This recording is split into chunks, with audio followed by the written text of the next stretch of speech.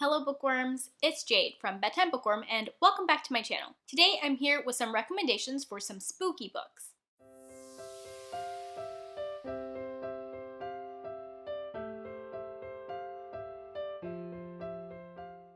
I haven't done a whole lot of recommendation videos around here, but it's something that I kind of want to get into, and I've definitely been gathering ideas for different types of recommendations that I want to give.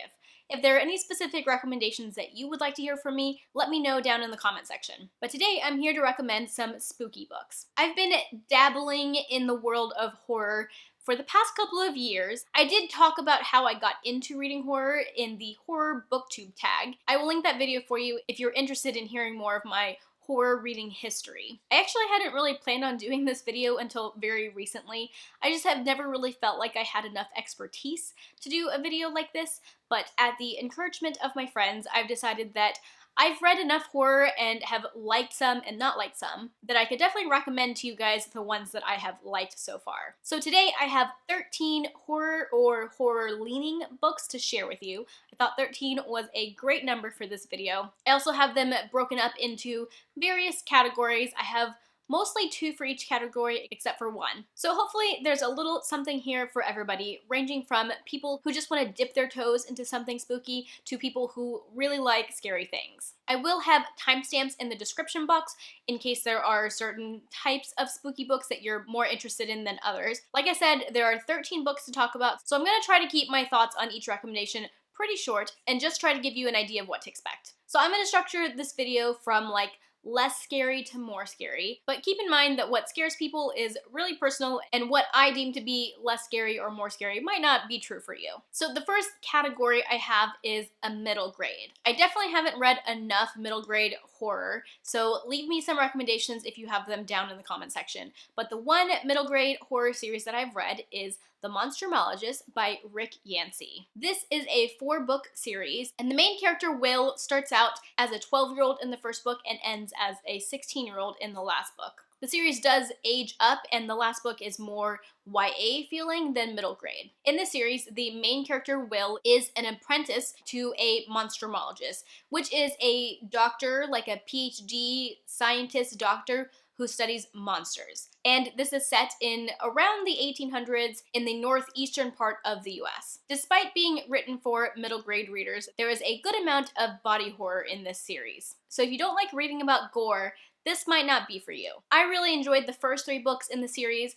The final book was a little bit of a disappointment, but I would still recommend the series as a whole. Next, I want to talk about short story collections. I think short stories are a nice way to consume horror because if a certain story really freaks you out, it's really short. It's only going to freak you out for a little while. First, I'd like to recommend a YA horror short story collection, and that would be Slasher Girls and Monster Boys. This collection is edited by April Genevieve Tuchok and includes stories from many popular YA authors. The author list includes Stephen Bachman, Kendare Blake, Jay Kristoff, Jonathan Mayberry, Carrie Ryan, Nova Rensuma, April Genevieve Tuchok, Lee Bardugo, A.G. Howard, Marie Lu, Danielle Page, Megan Shepard, McCormick Templeman, and Kat Winters. I read this short story collection way back in 2016, and I still remember a few of the stories. They have definitely stuck with me over time. There's definitely a variety of stories in here, and I think that there would be something for everyone. The other short story collection I want to recommend is one that I haven't mentioned yet, but it will be in my next wrap-up,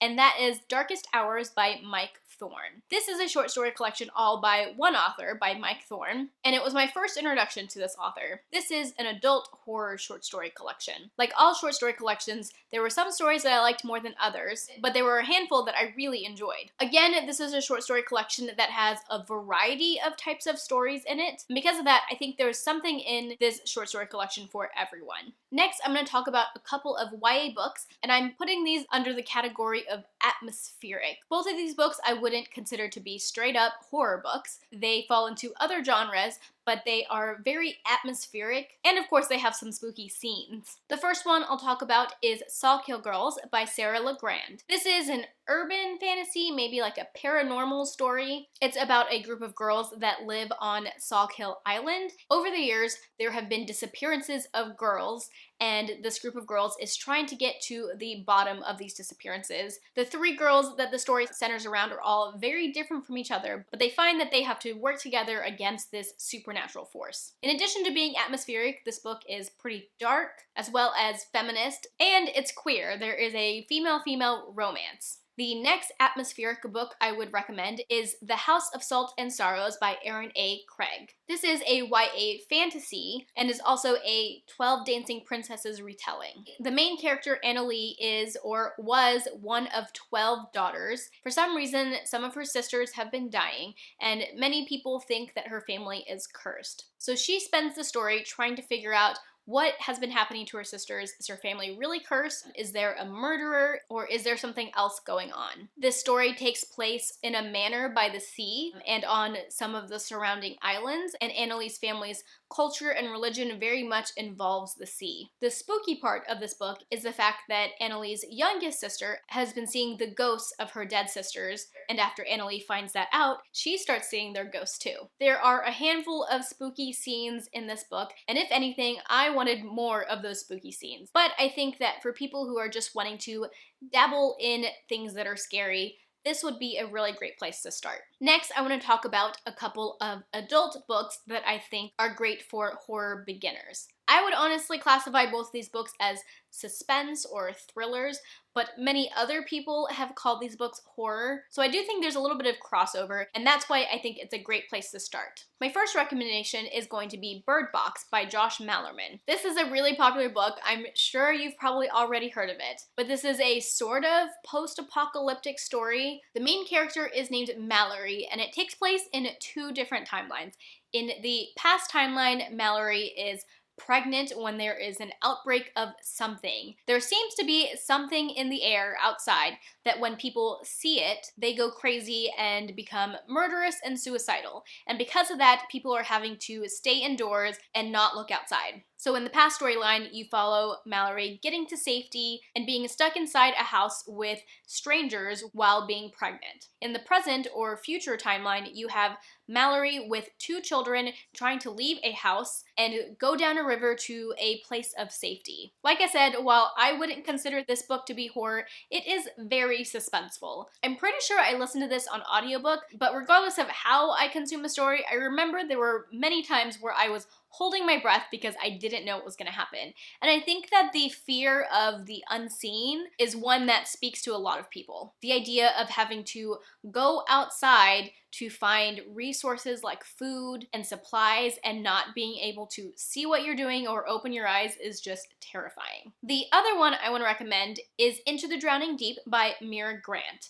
This is an adult science fiction book, and as people like to say, it's about killer mermaids. This book is about a group of scientists that were hired by a reality TV show to go and investigate what they think are mermaids. This is not the first group of scientists that have gone to study these mermaids. The first group of scientists accidentally discovered these mermaids and all ended up dead. I really had fun reading this book. I really enjoyed the science behind everything. I don't think I was quite expecting it to be so scientific, but there are all kinds of biologists on this boat, and they would explain the biology behind these mermaids and theorize about how they could communicate or what their evolution was like, and me, being a scientist, a biological scientist, I ate that shit up. When it comes to the horror element in this book, that's going to be body horror, as you can imagine. It does get a little bloody, so be prepared for that. Alright, now moving on to what I think is a little scarier than those books. I have recommendations for 2 different zombie books. My first recommendation is going to be World War Z by Max Brooks. I read this book on audio, and I highly recommend that route because it's a full cast production, and there are so many amazing voice actors and actors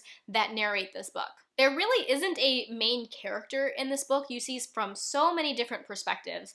In fact, I would kind of say that the world, the Earth, is the main character. The story starts at the beginning of a zombie outbreak and is told through a series of interviews with various people. Through these interviews, you get an idea of how this virus spread and became a worldwide epidemic. It was a fascinating way to tell the story, and I really enjoyed this one. My next zombie book recommendation was honestly a little hesitant to put on this list, or at least classify as a zombie book, because some people would consider the fact that it's a zombie book to be a little bit of a spoiler. But honestly, I feel like most people mention that when they talk about this book, and I've also heard people say that if they had known that that was what this was, that they either would have enjoyed it more or wouldn't have picked it up.